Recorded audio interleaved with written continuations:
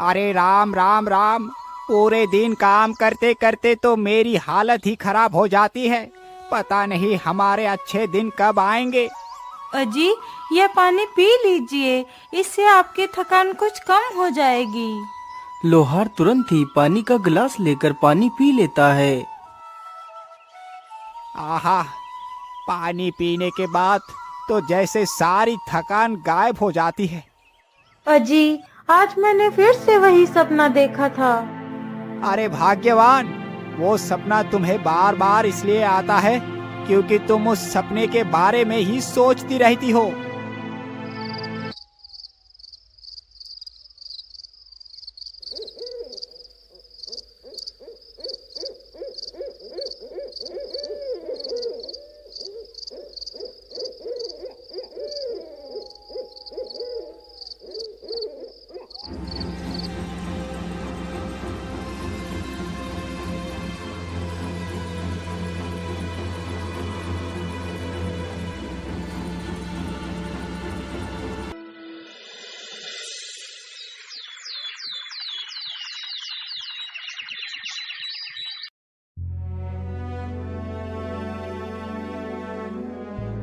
अरे भाग्यवान, अब और कितना सोओगी?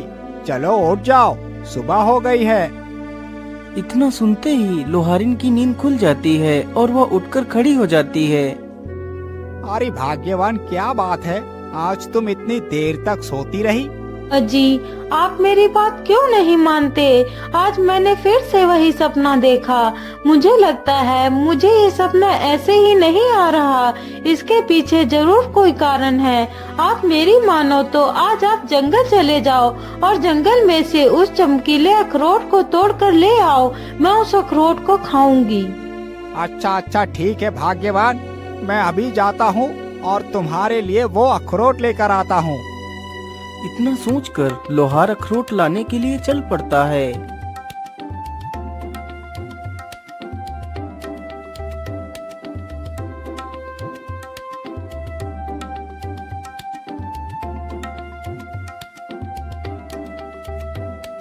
लोहार चलते चलते जंगल में काफी दूर निकल जाता है और उसी जंगल में पहुंच जाता है जहां पर वह अखरोट का पेड़ था। मैं तो चलते चलते काफी दूर निकल आया हूँ, लेकिन अभी तक अखरोट का पेड़ तो दिखा ही नहीं मुझे। लगता है यहाँ पर कोई भी अखरोट का पेड़ नहीं है। भाग्यवान का ये कोई भ्रम ही होगा। चलो अब मैं वापस चलता हूँ, लेकिन यहाँ तक आने का तो कोई भी फायदा नहीं हुआ। मैं ऐसा करता हूँ, थोड़ा सा और आगे चलकर देखता हूँ, हो सकता है कि वो अखरोट का पेड़ वहीं पर मिल जाए। इतना सोचकर लोहार जंगल में आगे बढ़ता है। अरे वो पेड़ कैसा है? कहीं ये तो वो अखरोट का पेड़ नहीं है? चलो इसके पास चलकर देखता हूँ। लोहार जैसे ही उस वृक्ष के पास पहुंचता है तो देखता है उस पेड़ पर सचमुच एक सुनहरा अखरोट लटक रहा था। अरे वाह वाह, इसका मतलब भाग्यवान का सपना एकदम ठीक था। यहाँ पर तो सचमुच एक अखरोट का पेड़ है और इस पर तो सुनहरा अखरोट भी लगा है। चलो जल्दी से मैं इसे तोड़ लेता हूँ। इतना सोचकर लोहार तुरंत उस अखरोट को तोड़ लेता है। अरे दुष्ट युवक, तुमने मेरा सुनहरा अखरोट क्यों तोड़ा? अरे गिलहरी बहन, मुझे माफ करना, मुझे नहीं पता था कि ये अखरोट का पेड़ आपका है, नहीं तो मैं इसमें से अखरोट कभी नहीं तोड़ता। लेकिन तुमने ये अखरोट तोड़ा क्यों है? गिलहरी बहन, मेरी पत्नी प्रत्येक दिन अपने सपने में इस अखरोट के पेड़ को देखती है जिसमें ये सुनहरा अखरोट लगा हुआ होता है। फिर लोहार अपनी सारी कहानी उस गिलहरी को सुनाता है। लोहार की सारी कहानी सुनकर गिलहरी को उसके ऊपर दया आ जाती है। अच्छा ठीक है लोहार भाई, तुम इस अखरोट को ले जा सकते हो। और हाँ, ध्यान रखना, जब तुम्हारी पत्नी इस अखरोट को खाएगी तो उसे 2 जुड़वा बच्चे पैदा होंगे। जब वह बच्चे 20 साल के हो जाएंगे तो उन्हें यहीं पर लेकर आना। मैं उन दोनों का भविष्य तय करूँगी। गिलहरी की यह बात सुनकर लोहार बहुत खुश हो जाता है। गिलहरी बहन, आपका बहुत बहुत धन्यवाद। इतना कहकर लोहार अपने घर वापस लौट जाता है। घर पहुंचकर सारी कहानी अपनी पत्नी को बताता है। लोहार की बात सुनकर उसकी पत्नी बहुत ज्यादा खुश हो जाती है और जल्दी से उस अखरोट को तोड़ती है और उसे खा लेती है।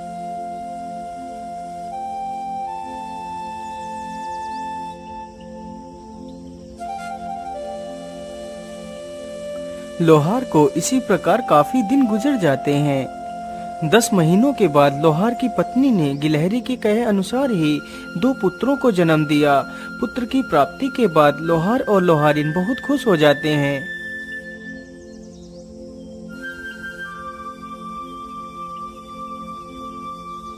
धीरे धीरे वह दोनों लड़के बड़े हो रहे थे।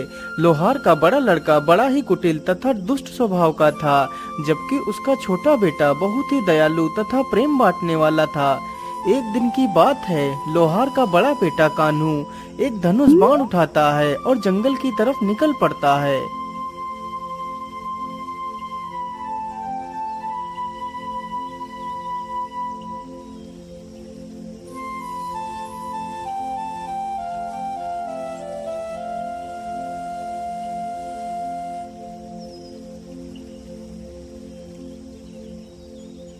वह चलते चलते जंगल में काफी दूर तक निकल जाता है। तभी उसने देखा एक पेड़ पर एक कबूतर और कबूतरी बैठे हैं। अरे वाह, शिकार तो सामने ही है। चलो जल्दी से अपना धनुष संभालता हूँ और इन पक्षियों पर निशाना लगाता हूँ। तीर जैसे ही कमान से छूटता है तो सीधा जाकर कबूतर के लगता है। कबूतर तुरंत ही जमीन पर गिर जाता है। अरे दुष्ट, तूने ये क्या किया? तूने मेरे पति को तीर क्यों मार दिया? मैंने तेरा क्या बिगाड़ा था? अरे मूर्ख चिड़िया, तू अपनी जुबान कुछ ज्यादा ही चला रही है। रुक, मैं अभी तुझे मजा चखाता हूँ। इतना कहकर वह अपना तीर उस कबूतरी के ऊपर तान देता है। रुक जाइए भैया, आप ये क्या कर रहे हैं? आखिर आप इन मासूमों को क्यों मार रहे हैं? आखिर इन्हें मारकर आपको क्या मिल जाएगा? तू हट जा प्रेम, आज मैं इस चिड़िया को जीवित नहीं छोड़ूंगा। नहीं भैया, इस चिड़िया को मारने से पहले आपको मुझे मारना होगा, तभी आप इस चिड़िया को मार सकते हैं। चल चल ठीक है, तेरी वजह से आज मैं इन दोनों को जीवित छोड़ रहा हूँ, नहीं तो आज मैं इस चिड़िया को मार ही डालता। इतना कहकर कान्हू वहाँ से चला जाता है। अरे आपको तो बहुत ज्यादा चोट आ गई है। रुको, मैं तुम्हारा तीर निकाल देता हूँ और तुम्हारे घाव के ऊपर दवाई लगा देता हूँ, जिससे तुम जल्दी ही ठीक हो जाओगे। फिर प्रेम कबूतर के तीर निकाल देता है और जल्दी से कुछ दवाई की पत्तियां तोड़ता है और कबूतर के घाव पर लगा देता है।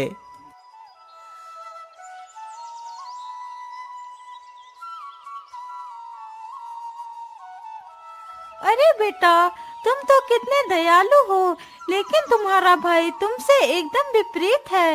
यदि आज आप नहीं आते तो वह दुष्ट हम दोनों की जान ले लेता। हमारी जान बचाने के लिए आपका बहुत बहुत धन्यवाद। फिर वह दोनों कबूतर और कबूतरी वहाँ से उड़ जाते हैं।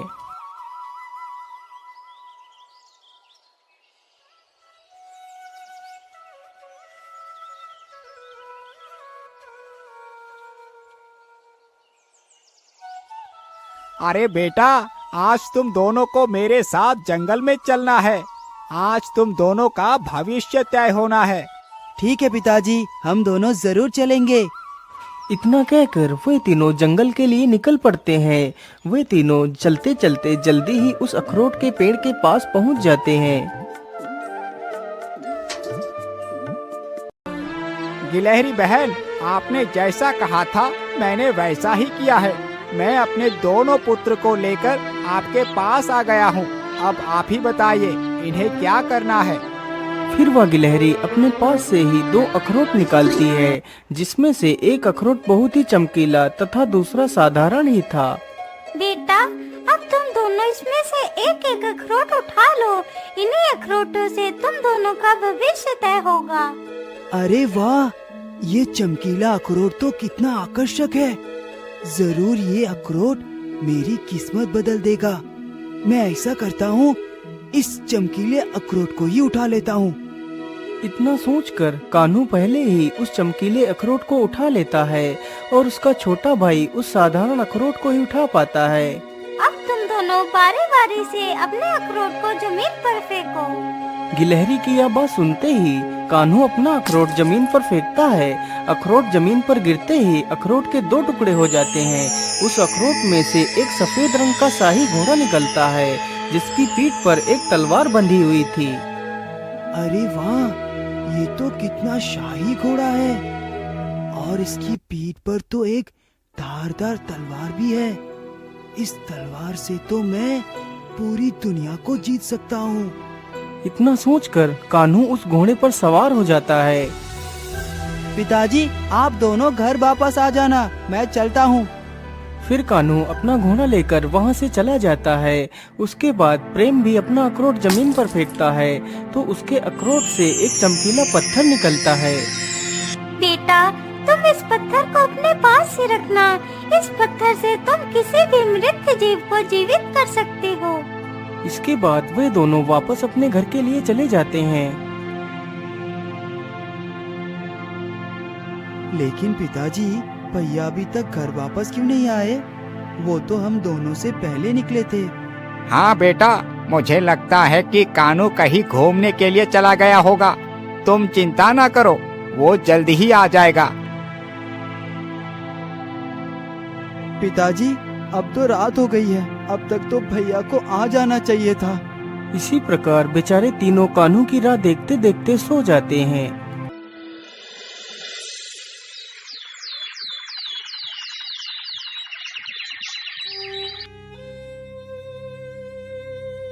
अजी, कहीं हमारा बेटा किसी मुसीबत में तो नहीं फंस गया?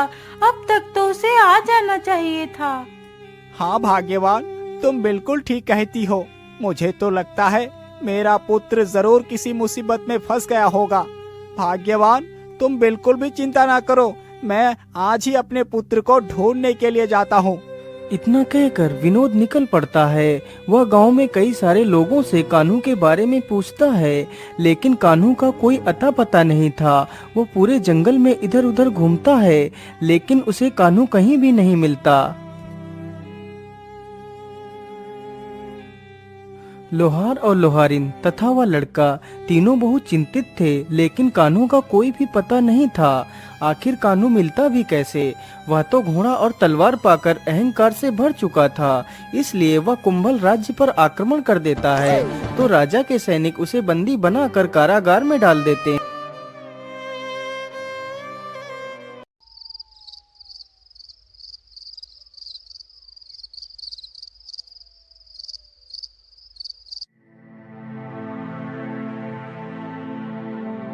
महाराज, हमारी पुत्री तो विवाह की योग्य हो चुकी है, इसलिए हमें अपने पुत्री के लिए योग्य वर ढूंढना चाहिए। हाँ महारानी जी, ये चिंता तो मुझे भी सता रही है। मैं ऐसा करता हूँ, कल सुबह ही मैं अपनी पुत्री के लिए वर ढूंढने के लिए जाऊंगा। जैसे ही आधी रात होती है तो राजकुमारी बहुत ही गहरी निद्रा में सो जाती है। तभी वहाँ पर एक जहरीला सर्प उसके पलंग के पास आ जाता है और राजकुमारी को डस लेता है।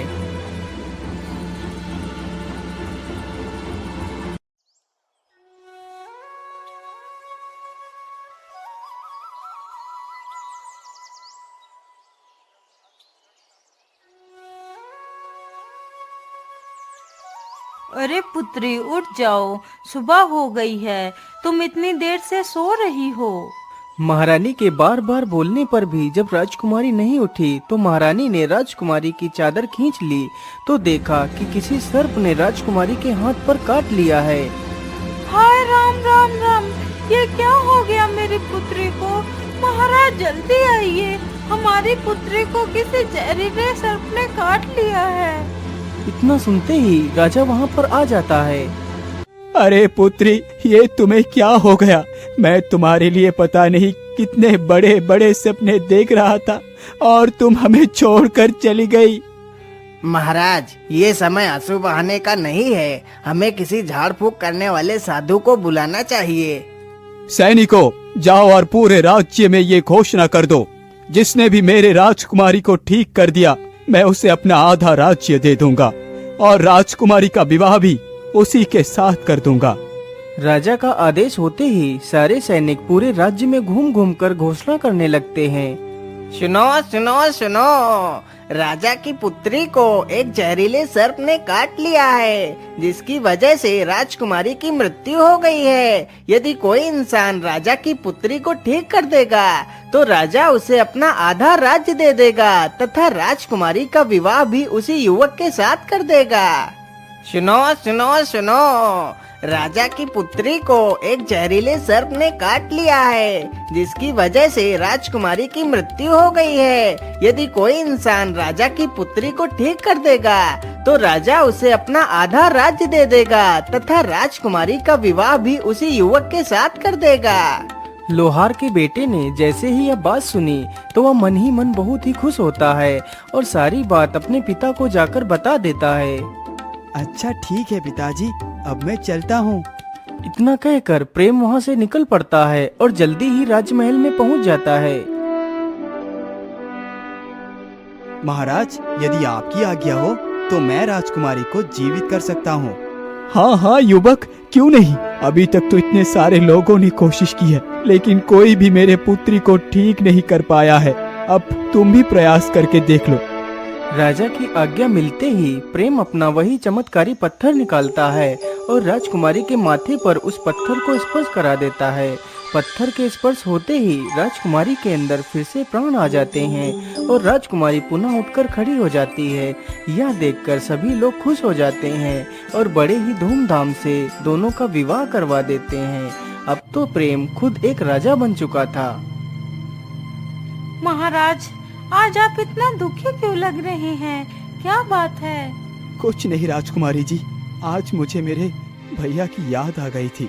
पता नहीं वो कहाँ होंगे और किस हालत में होंगे। मैंने उन्हें ढूंढने की बहुत कोशिश की, लेकिन वो कहीं नहीं मिले। फिर प्रेम अपनी सारी कहानी राजकुमारी को बताता है।